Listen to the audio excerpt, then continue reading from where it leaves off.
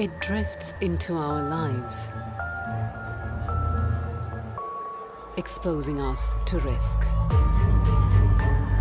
Secondhand smoke may seem harmless,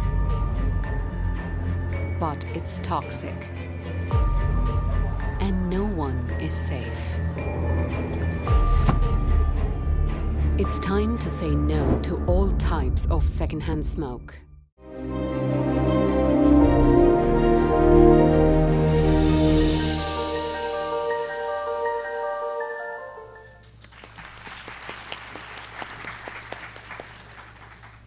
Next, we have Dr. Parmesh Gopi. Dr. Gopi is a serial entrepreneur with extensive startup and public company experience.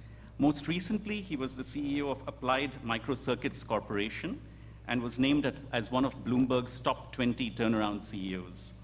Dr. Gopi was initiated into the study of the Bhagavad Gita when he was 7 years old and has given numerous musical discourses and seminars to groups in the US and India with a unique perspective that caters to both children and adults. Dr. Gopi. Next, we have Ms. Madhu Ranganathan. Ms. Ranganathan has 30 years of finance and accounting experience and presently is the Executive Vice President and Chief Financial Officer at OpenText Corporation. Madhu also serves on the Board and Audit Committee of Akamai Technologies. She's a chartered accountant from India, a certified public accountant from California, and also holds an MBA in finance from the University of Massachusetts. She has grown up listening to verses from the Gita and remains soulfully guided in both her personal and professional life. Ms. Ranganathan.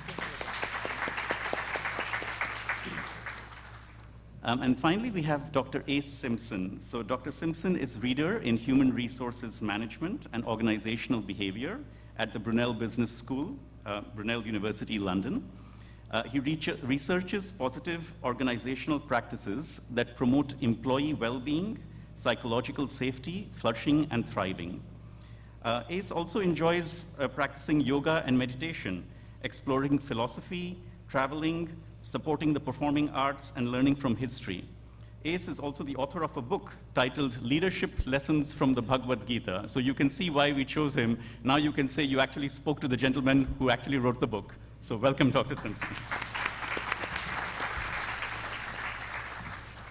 So thank you very much to all our panelists for joining us today. For centuries, leaders have looked to the Gita for guidance, and they have used it in difficult times. When they have any problems at their companies, they have looked to the Gita for guidance. And we've already seen today how the Gita can also be a source of inspiration for the mission of many companies. So what we're going to do today during this panel is we're going to first talk to each of our panelists and learn about their involvement with the Gita, what drew them to it, and how they've used it in their companies. We're going to then explore a few themes that we've prepared, some questions that people typically ask. And then after that section, we're going to take some questions from the audience as well. So there should be instructions coming to you soon about how you can submit your questions. So please do that during the course of the panel. And at some point, they will be sent to me. And so if you see me looking at my phone, it's because I'm looking for your questions. We'll take your questions at the end as well. So let's get right to it. Let's start first by asking with these leaders, telling us what drew them to the Gita. So we're going to start with Reverend Jensen. Om. Namaste. On behalf of Yogacharya O'Brien, our founder and spiritual director at Center for Spiritual Enlightenment, I offer pranams to Swamiji and to all of you volunteers who brought this tremendous conference together, and also to San Jose State. What a specifically beautiful place for this conference to take place. And I acknowledge the entire slate of speakers and presenters, and especially these distinguished people at this panel. I'm really looking forward to hearing your messages. Where'd Gopi go? That talk was incredible. Thank you so much.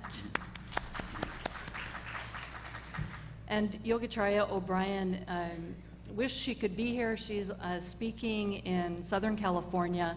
She sends her greetings and blessings to everyone who is participating here at this occasion.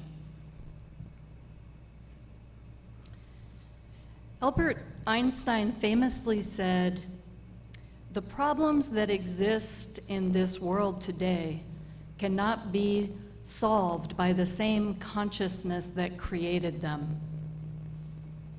The problems that exist in the world today cannot be solved by the same consciousness that created them. We're living in a time that's plagued by problems, wouldn't you say? Sadly. Good things too. But we have the problems of climate change to war and political polarization to poverty and everything in between. So what is most needed in the world today are spiritual solutions to these problems. We need spiritually awake leaders in all sectors of life. And the Bhagavad Gita is a time-tested manual about how to be a spiritual leader, whether you're sitting at this panel leading as a CEO, or you're leading your household, or you're leading yourself. And the great yoga master, Paramahansa Yogananda, says this about the Bhagavad Gita. He said, "The pantheistic doctrine of the Gita celebrates the discovery of the absolute, spirit beyond creation, as being also hidden as the essence of all manifestation." He says the entire knowledge of the cosmos is available in the Gita. So what does this tell us? Well, it gives us a clue about what is possible when we lift our consciousness. So, 5 simple points. 1, there is a singular energy that runs through this universe, in this world, and beyond. And that same energy, if it's in the universe, is us.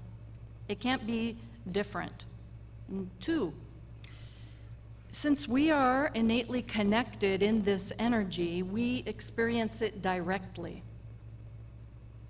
3, when we align in this energy by following our Dharma, by doing what we came here to do at the soul level, everything becomes possible.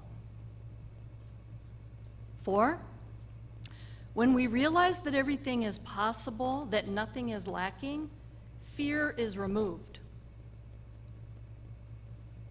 And finally, 5, when fear is removed, there is only peace. No war, no poverty, no struggle. In Yogacharya's book, The Jewel of Abundance, she shares this about the Gita. She says, the Gita concludes with the promise of victory and prosperity for the awakened soul. The voice of the narrator proclaiming that wherever there is union of Krishna, the Lord of Yoga, and Arjuna, the seeking soul, there will surely be splendor, victory, righteousness, and wealth. A magnificent, victorious, abundant life of higher purpose, guaranteed. So being here with all of you brings great hope about what's possible in our world. We need to remember that if we follow our Dharma and align with the energy that is our true essence, all of the problems of the world can be and will be solved. Namaste. Thank you very much. Thank you very much, Reverend Jensen. A very inspiring message. And we'd like to hear from Paramesh now. Shri Guroho Sarvabhutakarana Shaktihi. It is with the grace of our Guru Parampara and the Guru sitting here that we are enclosed in this resonant field that we've created today. So I grew up listening to the great Shastris who used to come to my house in the company of my grandparents talking about Krishna and Arjuna and transporting me to that notion of imminent conflict. Dishtve svajanam Krishna yuyutsum samupastitam. Every time you present, you're an entrepreneur, you're presenting to a bunch of VCs or entrepreneurs like me or investors like me, I can feel that butterfly in your stomach.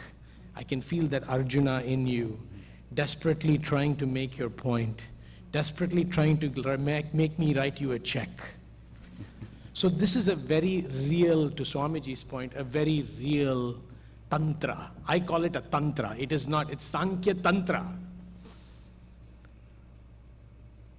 In this tantra are the techniques to achieve Shri, which is prosperity, abundance. In this tantra are also techniques to achieve complete transcendence. To me, a Gita without Krishna doesn't exist, as Krishna does not exist without the Gita. They're interchangeable. So, I think we should spend 2 minutes looking at the personality, since this is all about our personality, looking at the personality of Sri Krishna. He was an entrepreneur. He was a CEO, as in Chief Everything Officer.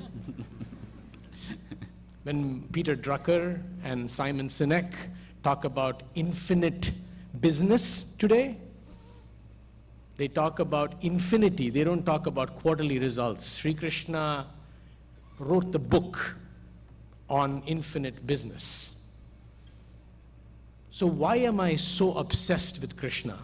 Why is he the archetype, the portal that I think about every time I'm on this battlefield? I wake up, I'm in the battlefield of dealing with my startup, battlefield of dealing with conference calls for a public company, battlefield of making quarterly results. Every moment it's a battle. So the Gita is actually flowing through us every moment, number one. Number two, who is the Krishna? Why do we externalize this Krishna with the flute? Why do we adore him so much? Why does his name hold the keys to moving us to success? Because we all need an external ideal to fasten our awareness so that we can be present today. That presence is Sri Krishna.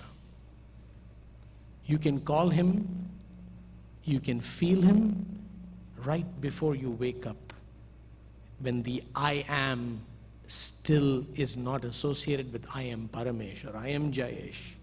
That is the Sri Krishna. So how do we take and access that Sri Krishna is what I believe the Gita shows us. And I'll end with one very important technique. Because everybody, we talk, I don't like theory. I just want to practice, right? So I go to a boardroom, real situation. We have a bunch of board of directors. Half of them want to sell a company, half of them don't. And I'm the CEO. So how do we navigate this? We can pull out shareholder documents, we can pull out SEC, we can pull out what's fair for all concerned.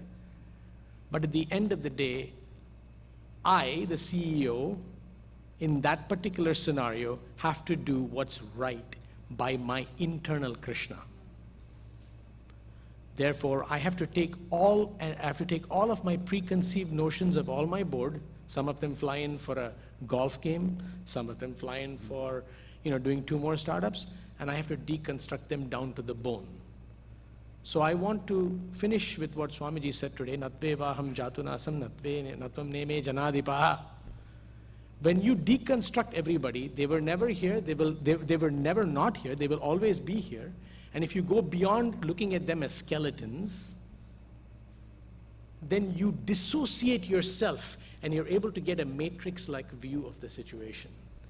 That's when you're in touch with Krishna, and that's when the right decision happens. Krishnam Vande Jagadgurum. Thank you.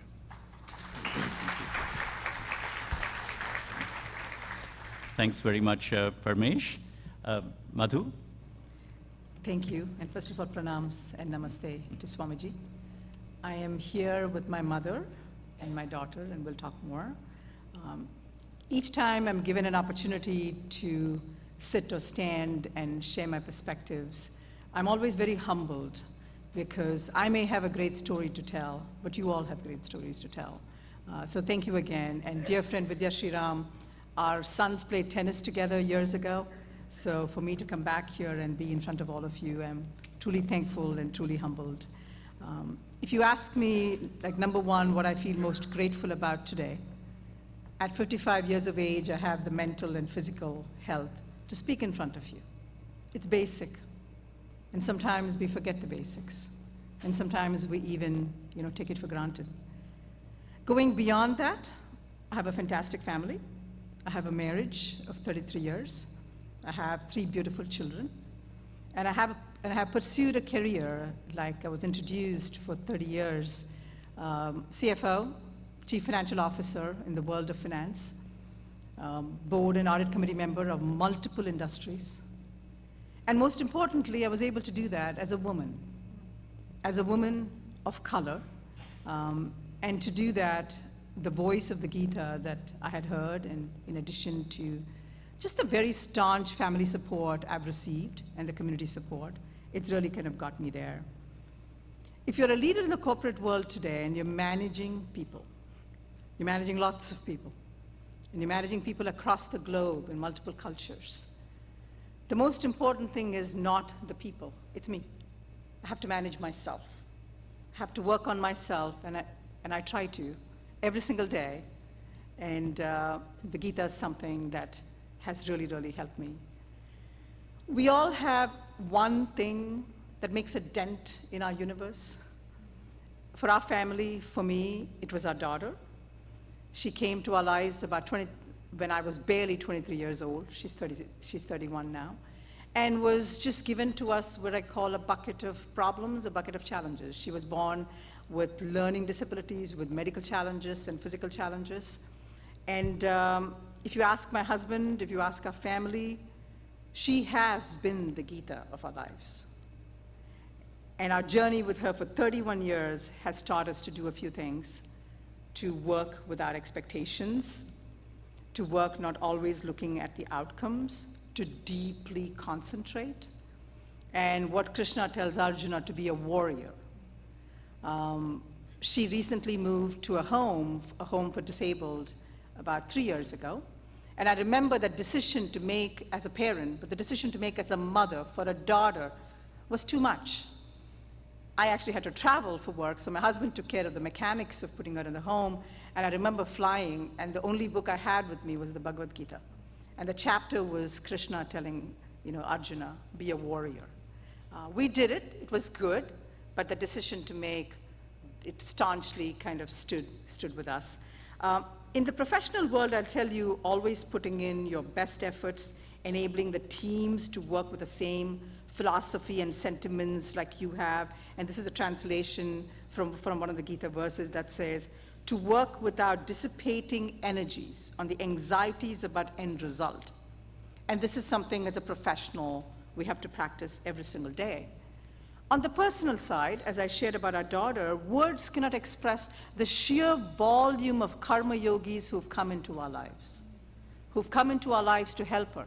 Doctors, surgeons, caretakers.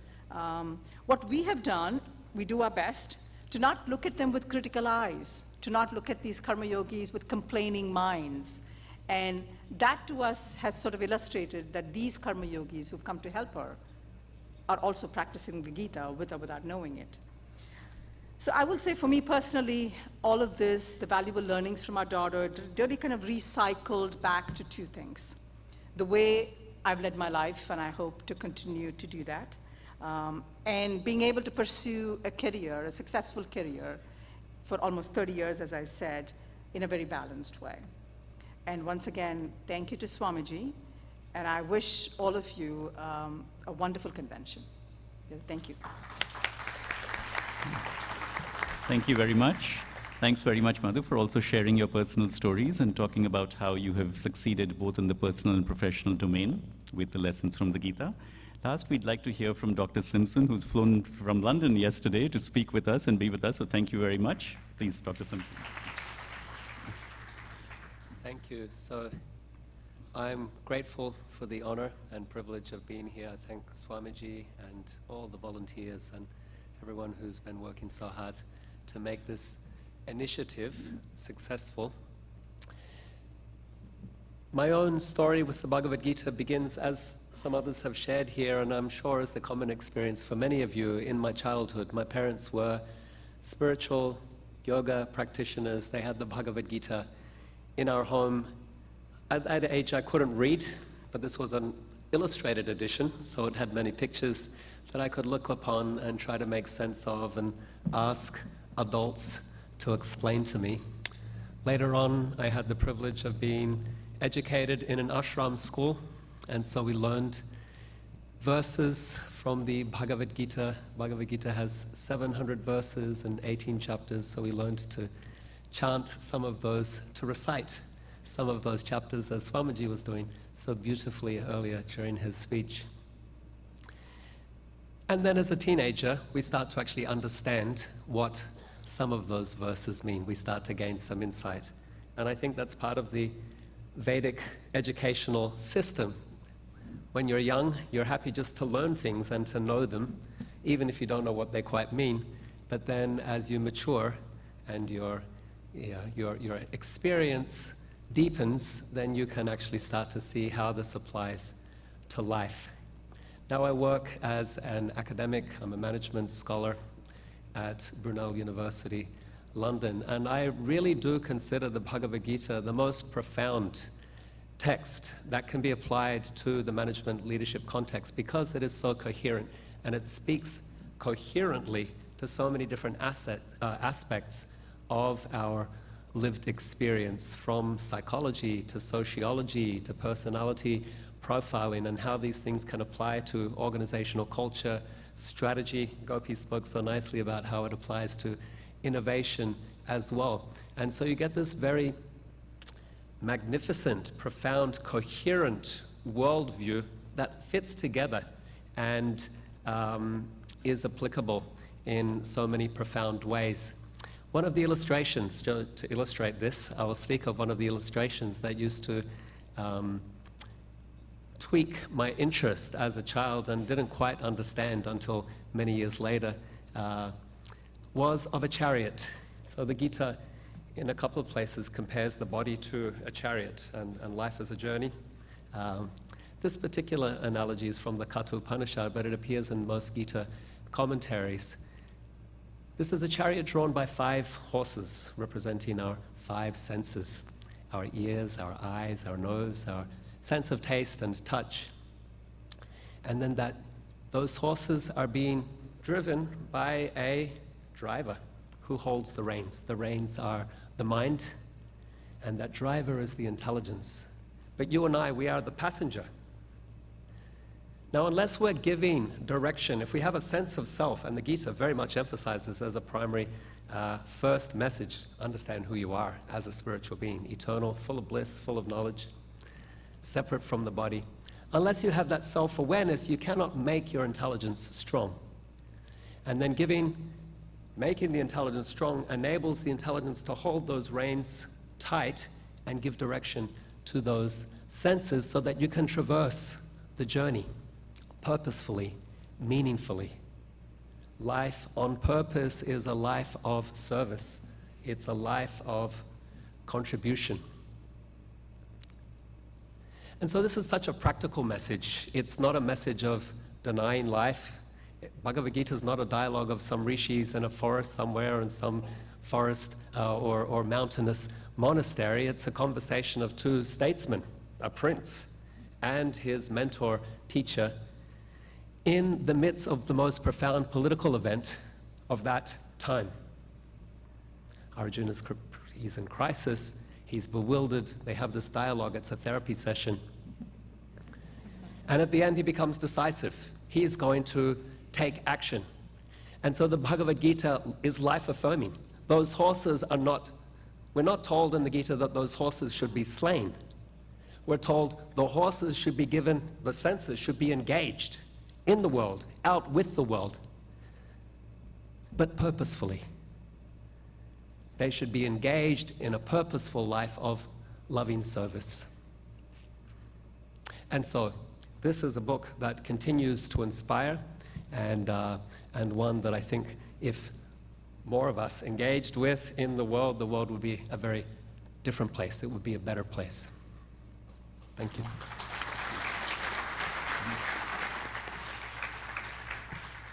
Thank you very much. It was really inspiring to hear all the personal accounts from our panelists about the impact the Gita has had on their lives.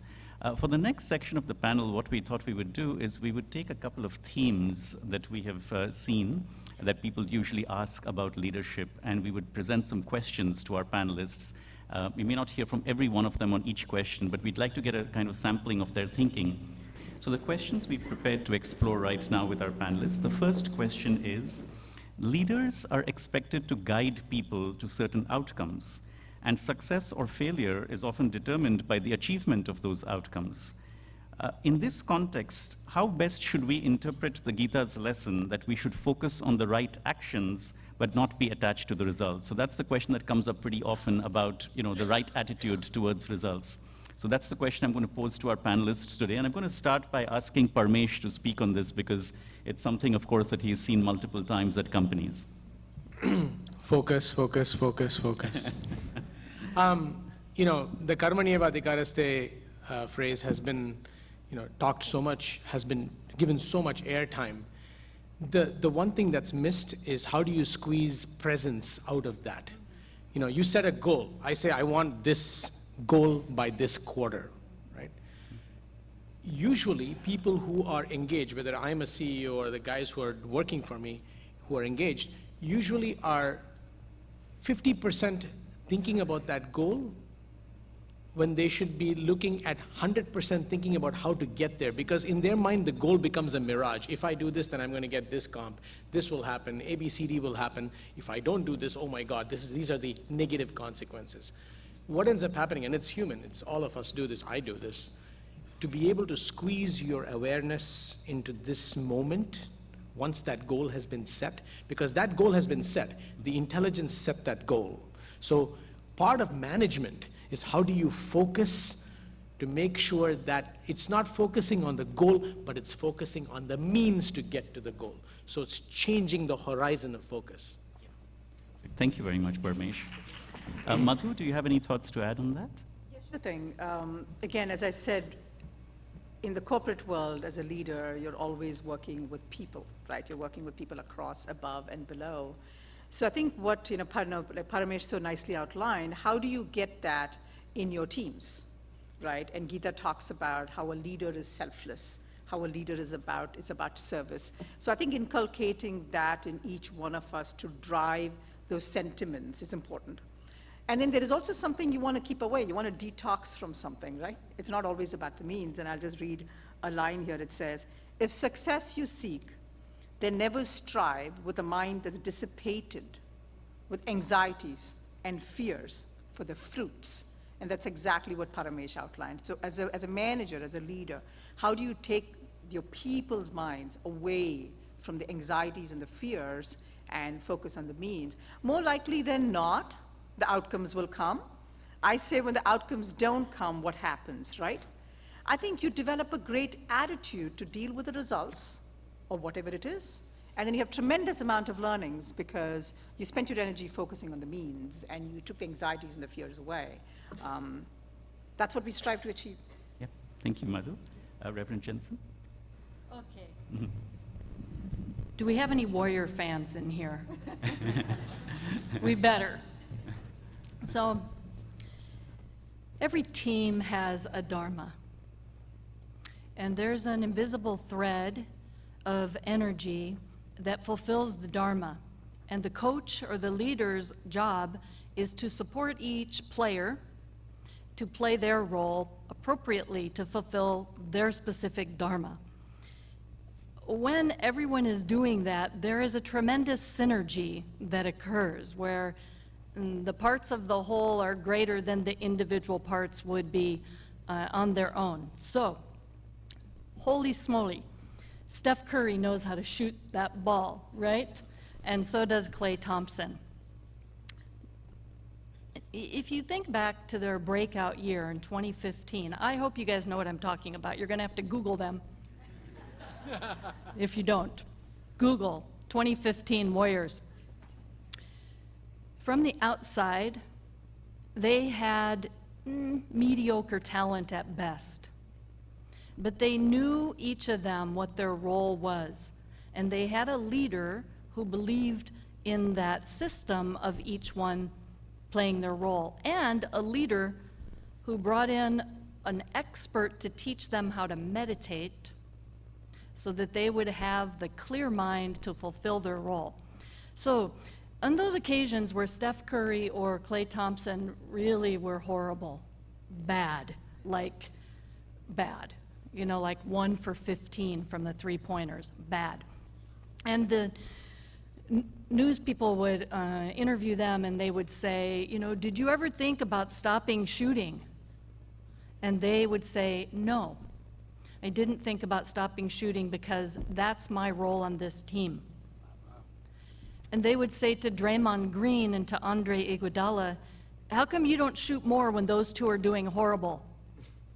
And they say, because my role on this team, Draymond would say, is to get the rebounds when they miss and put it back in. And Andre would say, my role is to keep everyone calm so that we can develop synergy. So every leader can support their team to fulfill their individual dharma. And that is how we have synergy and success. Thank you very much. We can hope we can all be as successful as the Warriors team. Dr. Simpson, perhaps you would give us an example from the English rugby team next. I'm not sure. New Zealand rugby. Please, do you have any thoughts to add to what the other speakers have said on this Sure, topic? yeah.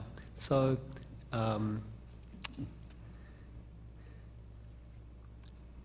when it comes to a focus on results, a focus on outcomes, it's not that the Gita is not teleological. That is, the Bhagavad Gita is very much goal-oriented.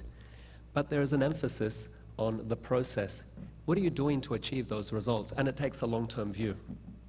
Now, in order to get the short-term wins, if we are focused on the short term and to get those wins, we become a terrible person that acts in a non-virtuous manner. Those wins are losses because you've become less of a person. You have not lived your higher dharma. You have not lived your higher nature. But if your process is virtuous always, even in your apparent failures, you are successful. Every time you are successful, because you are becoming a better person, you're becoming a better version of yourself, your relationships are deepening and enriching, being enriched, and the world itself is becoming better for it, for a person like you being here, making that contribution. So apparently there's a failure, but it is no failure at all in the bigger picture.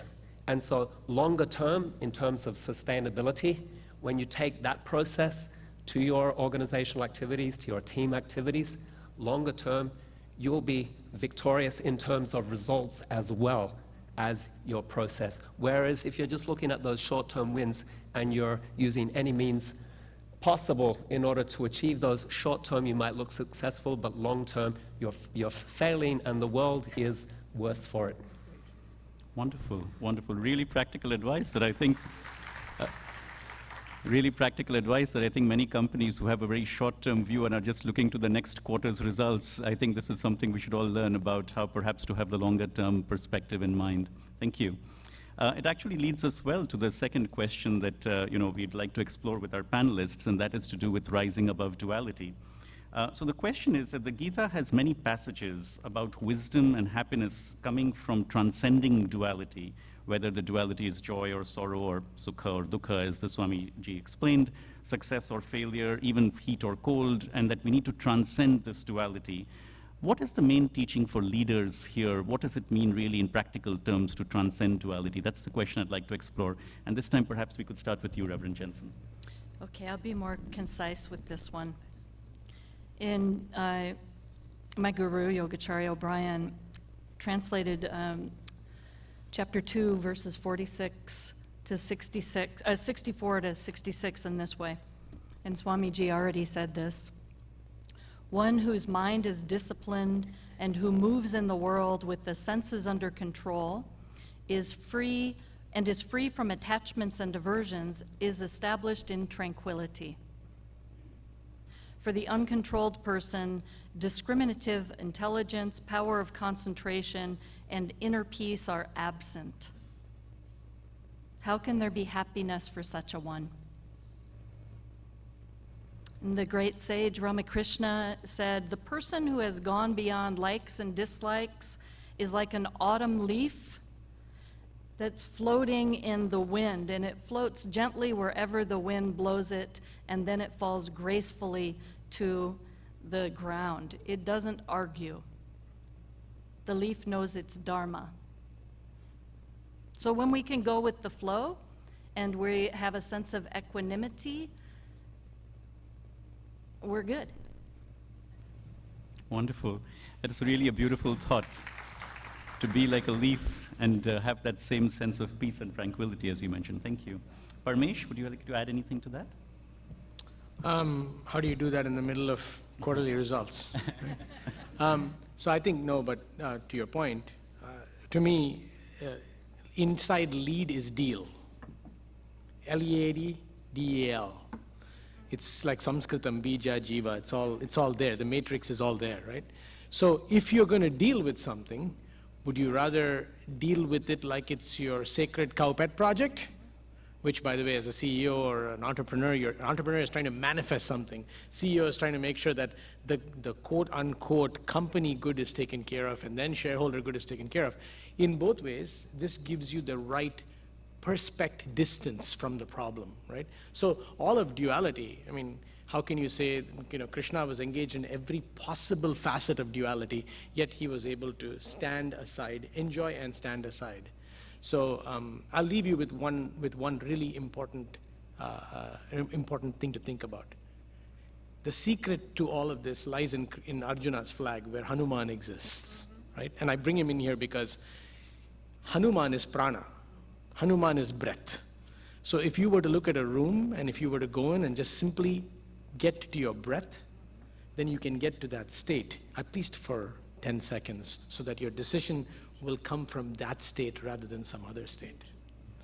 Thank you. That's really beautiful. That's really beautiful. And one of the things I would point out is there are many companies now that have created practices within their company of actually allowing a moment for people when they start a meeting or get into a room to kind of connect with that dimension. I think that is a trend that I'm happy to see is expanding. Earlier, many companies you might have heard that would start their meetings with a safety moment or with a customer moment or something like that. Now there is actually many companies that are starting their meetings sometimes with just a moment for people to come in and center and think about their purpose, and I think that's a wonderful practice. Madhu, anything that you would like to add? Oh, no, thank you, and thanks for both the perspectives. And maybe I'll bring my daughter into this. Sitara, do you mind standing up? Yeah, her name is Sitara. And say a big hello. Hi. Thank you, dear. So you talk about pleasure and sorrow. You talk about work and personal. It has not been uncommon to see me, as a CFO, I've always had lots of responsibilities, to see me with a laptop at Stanford Hospital. And many times, or our young boys to be spending their weekends in the hospital because she's admitted there. There's one instance I thought I'll share. It's a very deep personal moment where, as a CFO, we're buying and selling companies, and this time we're buying a company. So she was going through her third head surgery because she has a shunt, and this was at Stanford. It was a foreign company, so I had to wire monies at wee hours of our night. And I remember at 3 a.m. I had finished done. I had read the agreement, and I'm the CFO. I have to approve the wire. And I went through that, and I did that. And again, it comes back to what I think it states in the Gita, the equipoise of pleasure and sorrow. But how do you do both with equal fervor and commitment? And once again, I wanted to share that because I had a job to do as a parent, I had a job to do as a professional, but there is so much strength in the Gita and the philosophies from it that I think that allows us to do that. Okay, thank you. Thank you. And Professor Simpson? Yeah. So it's also about perception, and perception is not necessarily fact. So much of the time we impose labels on things as good or bad, and then based on that label we feel some kind of happiness or distress. But those labels are not reality so much of the time. So I just flew yesterday from London. I prefer aisle seats. My wife prefers the window, which works out well for us, except that most of the time the seats are in groups of 3, which means I end up with the middle seat because I support her with her preference for the window. But the reality is that a seat is a seat.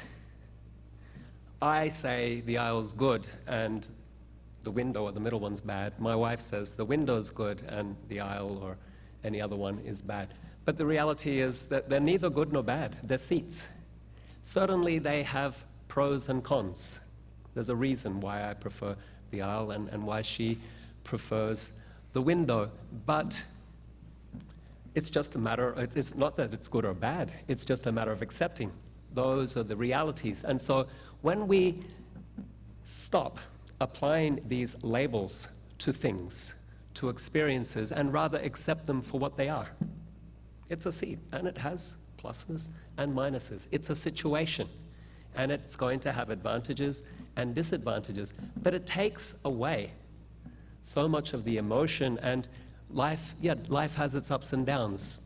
The business world has its ups and downs, so it's going to be a roller coaster ride in that sense. But if you can detach from it, and rather than labeling it good, bad, and feeling the elation or the massive disappointment of those experiences and accept them for what they are, then we can go through life with a lot more stability, sanity, and satisfaction.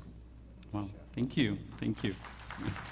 You know, when you were speaking of labels, I remember a little funny personal story myself. I'm sure all of you living in the Bay Area must have experienced the problem of long traffic lights, where you come to a stop and it's a pretty long traffic light, and there's a lot of them in San Jose. And typically when people approach and they see a yellow, it's like, let's hit the gas and try and make it through, because otherwise you're going to be stuck for a while. And I always had that kind of perception of when I see a traffic light, I think, oh God, I'm going to miss this one, and now it's going to be a 3-minute wait. And what I started doing several years ago, because I moved from Colorado to here, is I started saying every time there's a traffic light, I'm going to take the time that it takes to wait in the traffic light to just be grateful for whatever good is happening in my day right now, or just take a deep breath. That was a practice I started doing. Now, funnily enough, whenever I'm approaching a traffic light, I hope it stops. I hope it turns red before I get through. I hope it turns red before I get through. So, it's just a matter of framing, I think, sometimes, of how you might apply a label of good or bad to something. So just wanted to share that with you, that I'm not saying all of you might do the same practice, but certainly changed my attitude to traffic lights.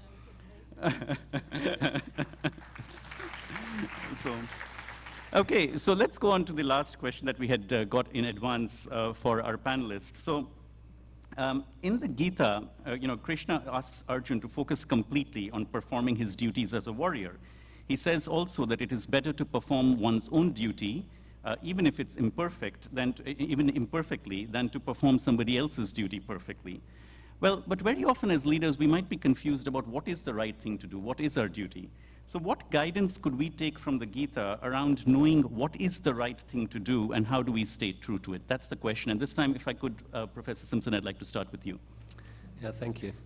It's about sustainability. So we all have our dharma, and it's based on our proclivity or inclination. I'll tell you a short story just about that question or that verse that that question is derived from. Many years ago, I was going through a period of transition and some inner reflection, having to make some choices. I was at one of those moments of decision where you can take one direction or the other. And I went home for Christmas, and you don't have them in America, I don't think, Christmas crackers.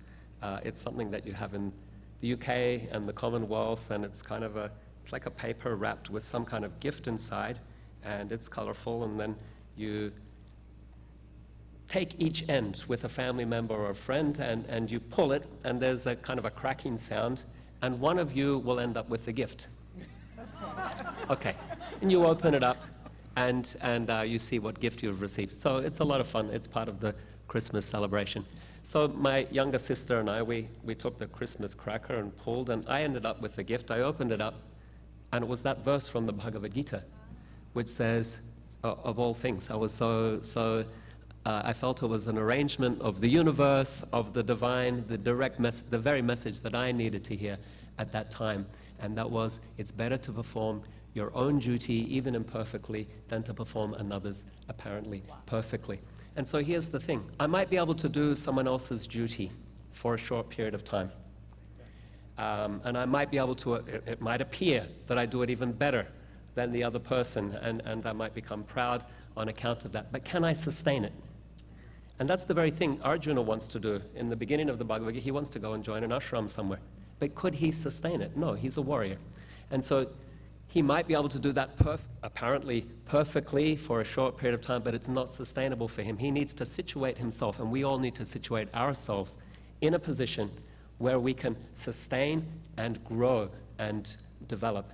And that's the duty, that's the dharma that we need to perform as our service contribution.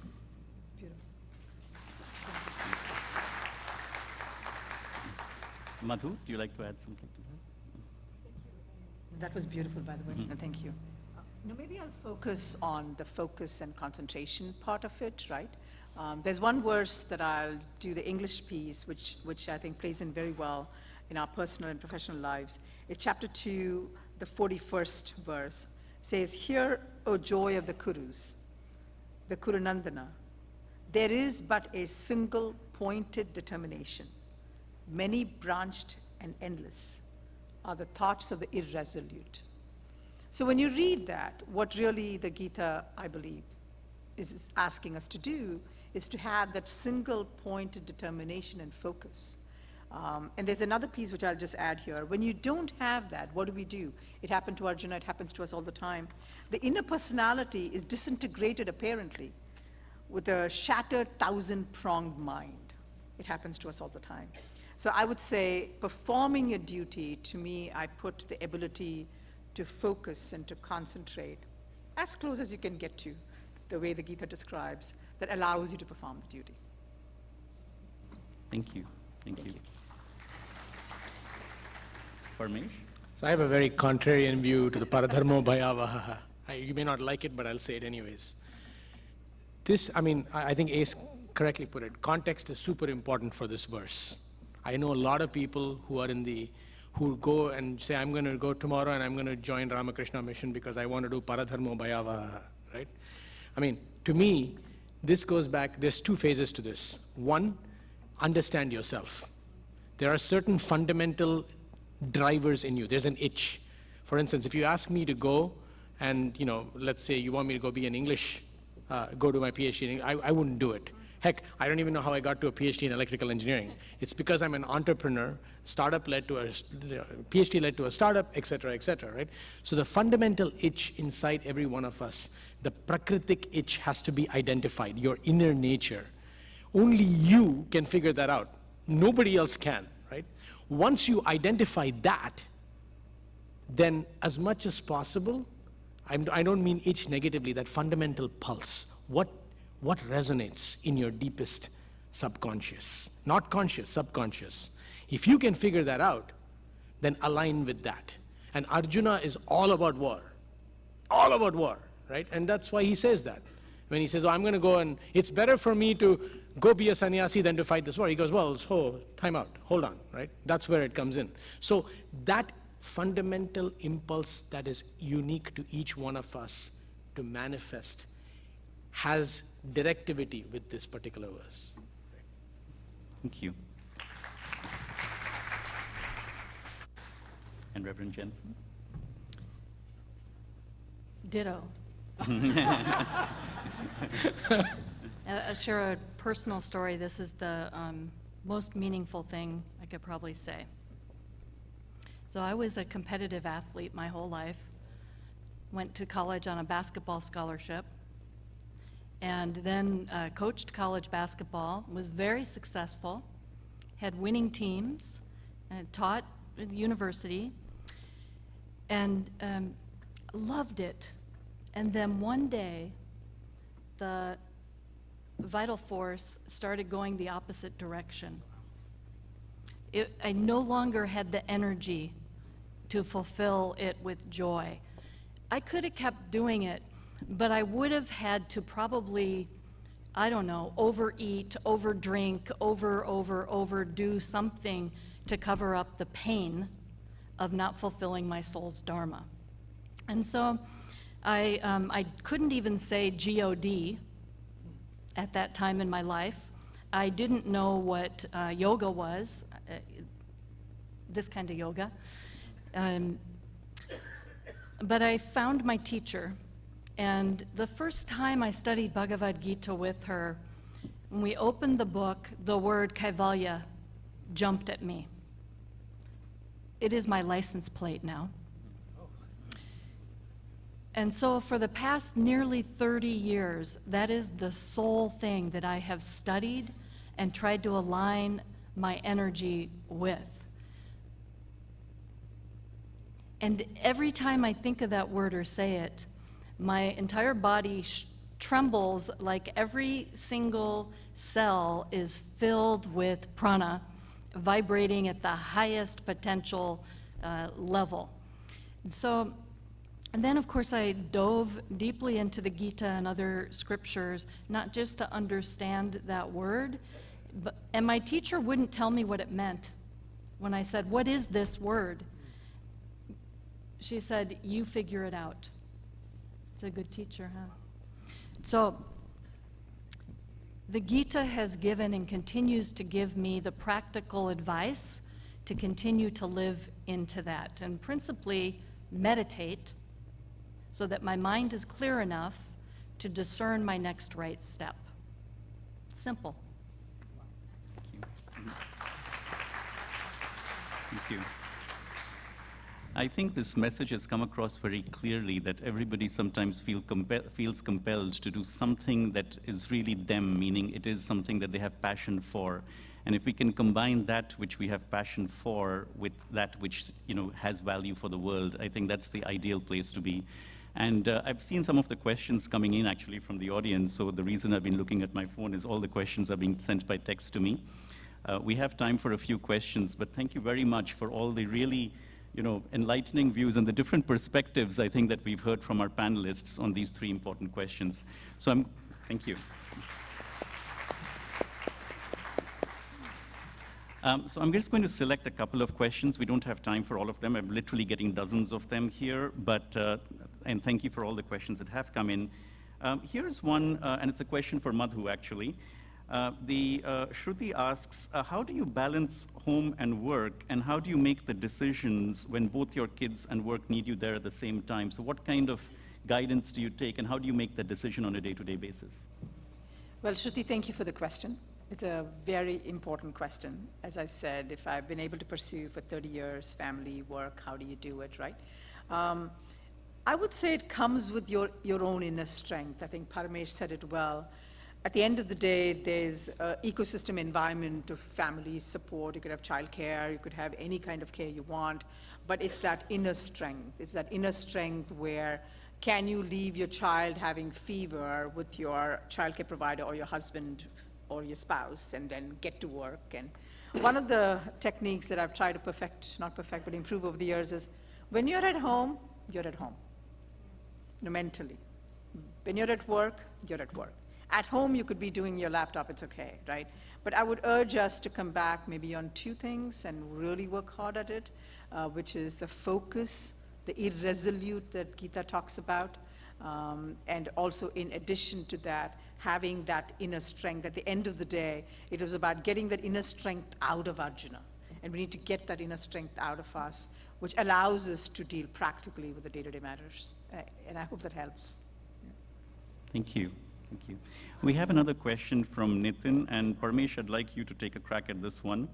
How do you ensure that we can follow dharma as defined by the Gita in a typical corporate Silicon Valley company, which is tied to profits and earnings, fighting competition, with success often being defined as getting promoted to an executive position or selling your company, how do you really try and align with your dharma in these situations? Really, really hard question. And I think the key here is this: what is the reference point for dharma? Right? I mean, I would be not true to myself if I told you that here's a bunch of verses, go figure it out. Right? This is what Krishna says. I think that the first part of that answer comes from actually understanding what ultimately will fulfill you. I thought it would be great for me to go at some point in time be a public company CEO. Will I do it again? No. Okay? It was great. Everything went well. I have more fun doing entrepreneurial things and sitting and doing Hari Vitthal when I have time, or singing, right? So at some point in time, you have to define what that success is, what that fulfillment is. And this brings a very, very important verse that Swamiji started with. It's my favorite verse in chapter 2. Prajnavadamscha bhashase gatasuna gatasumsha nanu sochanti panditaha. If you really take that verse and look at it, most of us are influenced by what our view of what we are going to be in other people's views. It's all externalized. And unless you get past that, what's going to happen is that your entire life is going to be the Silicon Valley's life, not yours, right? So it's not easy. I will be the first to admit that I'm nowhere close to getting there.